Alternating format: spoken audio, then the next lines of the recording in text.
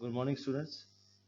We are from Everest Coaching Institutes. We are back with the continuation of chapter number 8, Cell Structure and its Functions.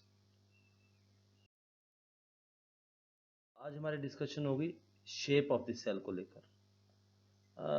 Shape of the cell बहुत important concept है इस chapter को लेकर, क्योंकि normally हम बात करते हैं कि इस तरह के काफ़ी टाइप्स ऑफ सेल्स हैं। सेल का जो साइज है वो या शेप है वो इस चीज़ पर डिपेंड करता है वो किस तरह का फंक्शन परफॉर्म करता है। जैसे आप नर्व सेल देखें, नर्व सेल का बेसिक रूल क्या है कि जो इम्पल्स आए, आपने गर्म पानी के गिलास को हाथ लगाया, आपके ब्रेन ने आपको बोला कि गिलास गर्म है, हाथ पीछे करो। कैसे पता लगा? बिकॉज जो फ्लो ऑफ इंफॉर्मेशन है, इलेक्ट्रिक इम्पल्स है, वो बहुत तेजी से जाएगी नर्व सेल में। पर ब्लड सेल्स का रोल अलग है। मसल सेल्स का रोल है बॉडी को टोन अप करने का। ओवम या स्पर्म का है फॉर फर्टिलाइजेशन। बोन सेल्स का अलग है और फैट का है बॉडी में कोलेस्ट्रॉल चढ़ाने का। तो जो शेप है वो डिपेंड करती है कि उस सेल ने फंक्शन परफॉर्म क्या करना है। तो ये एक बहुत इंपॉर्टेंट कंसेप्ट है। जैसे कि हम इस अमोबा पे देखते हैं, अमोबा एक यूनिसेलुलर तरह का एक ऑर्गेनिज्म है जिसकी कोई डेफिनेट शेप नहीं है। इसमें हम न्यूक्लियस, फूड वैक्यूल, सूडोपोडियम, ये 3 चीज़ें देखते हैं। अमोबा कहीं भी करता है तो वो वहाँ पे एक थिन सी चीज़ बना लेता है और जिससे वो फूड को एनगल्फ कर लेता है, और इसका स्ट्रक्चर तभी इसी तरह का है। ओके, और ये ग्रो करने के बाद डिवाइड भी होता है 1 2। दूसरा है कि जब हम ऑब्जर्व करेंगे प्रोजेक्शंस को, वेरिंग लेंथ बॉडी में से निकलते हैं। These are pseudopodia. Pseudo means false, podia means feet. तो ये फॉल्स फीट दिखाता है।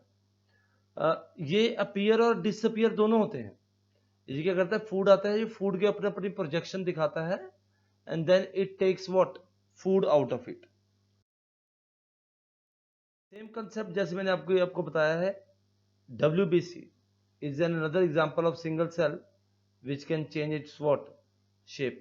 तो ये विजिबिलिटी क्या है, फंक्शन परफॉर्म जो किया जाएगा RBC में, because RBC is something which actually transports hemoglobin from a part of hemoglobin from one to what another part। तो बॉडी की function.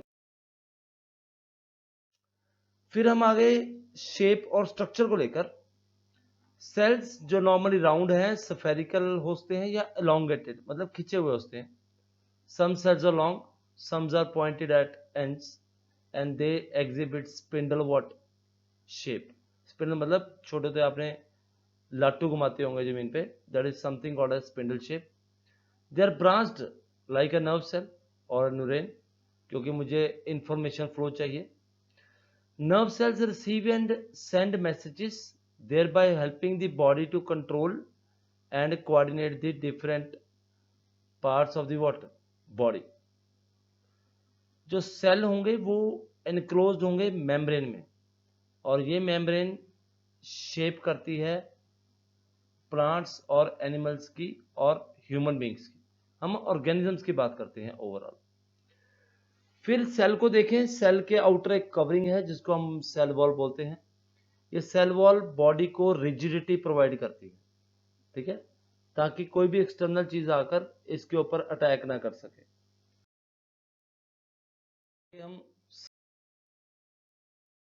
It can be as small as 0.5 to 0.1 micrometers and as large as 170 millimeter, and the egg of ostrich is the biggest cell। किसी भी organism के size का उसके egg से कोई relation नहीं।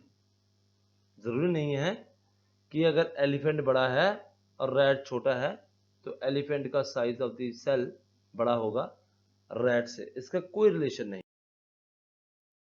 हमारा सेल्स कंबाइन होकर टिश्यू बनाएंगे, और टिश्यू सेम फंक्शंस के मिलकर ऑर्गन्स बनाएंगे। ह्यूमन बॉडी में ऑर्गन्स जैसे हैं डाइजेस्टिव,